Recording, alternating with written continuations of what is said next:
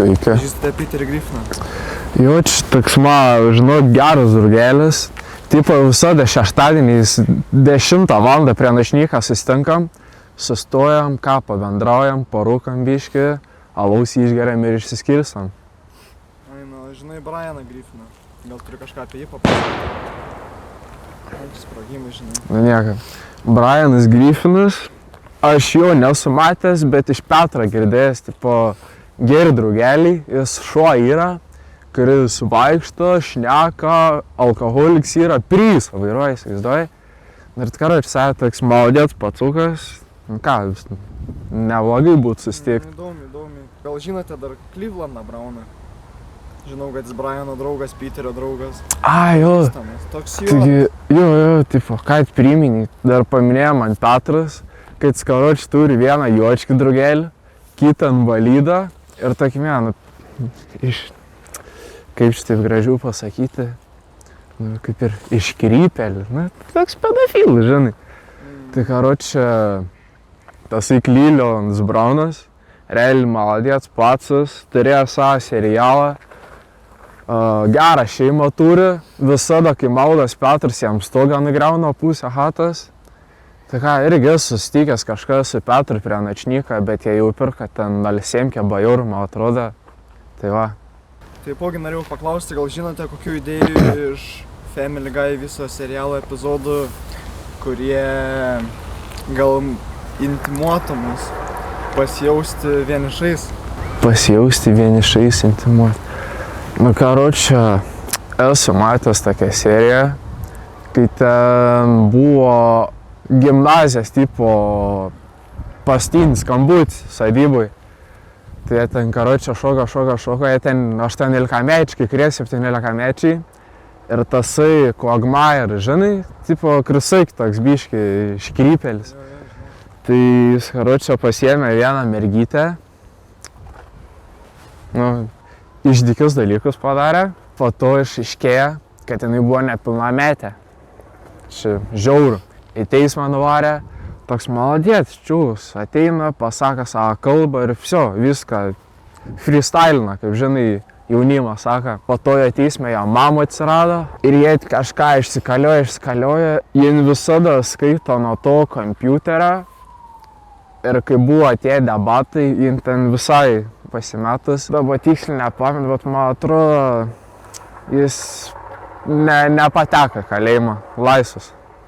Seriale buvo toks epizodas, kai tasai Brianas Griffinas, šuo, žinai, šeimos, jisai buvo, kaip sakoma, išpisęs katytę tokią vieną.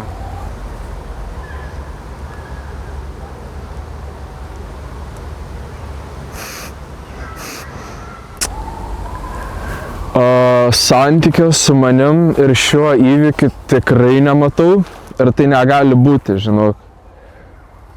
O kad Brianas, šuniukas, katė,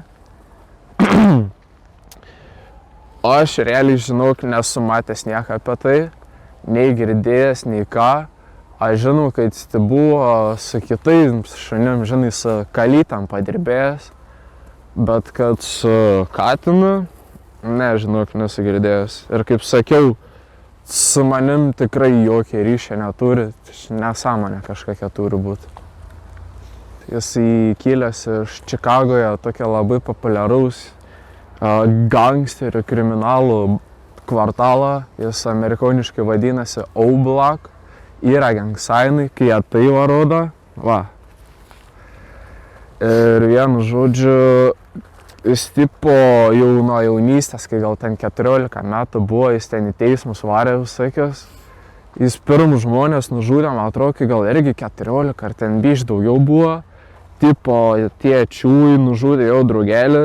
Tai jis tipo, kai nužudė tos priešininkus, arba kaip jaunimas sakytų, opsus, kai nužudė 20 minučių po to įvykę, patyvytino programoje Twitter'e LOL, L-O-O-L.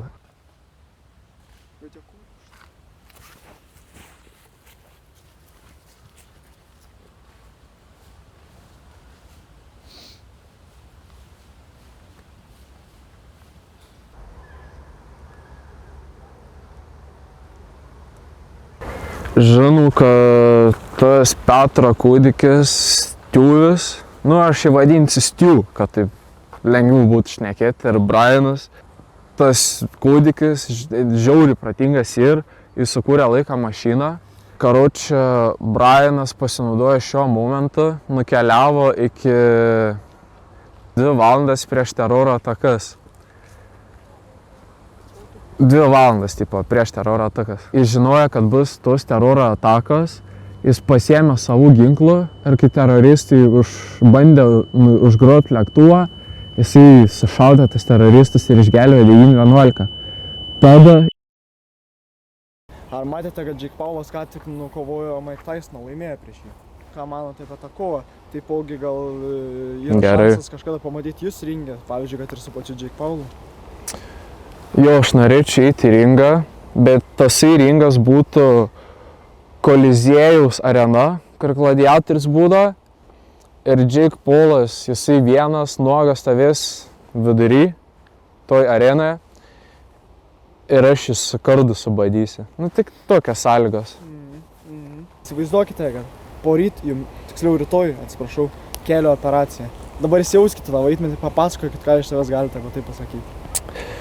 Realiai, tas jausmas, kai rytoj kelio operacija, taip džiaugčiaus, galėčiau lovai, aišku, nepavaikštau, bet aš žinau, kad aš vėl galėsiu pavaikščiot, kai man po trumpos operacijos, taip gera būtų iš vežimėlio išlipti ir vaikščiot, kokį eiti futbolą, pažaist, paspardyt kamuolį.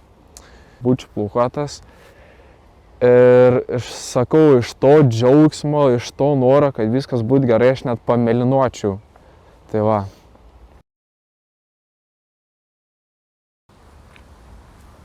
Tavo tėvo nuomonė, kokia su... Žemė pradėjo. Tavo tėvo. Atsakyk tavo tėvo.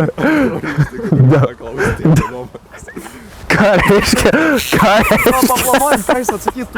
Aš tiesiog vapšė neįtėmą.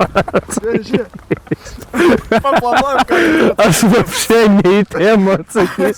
Apie makaronus pradėsiu šnekėti.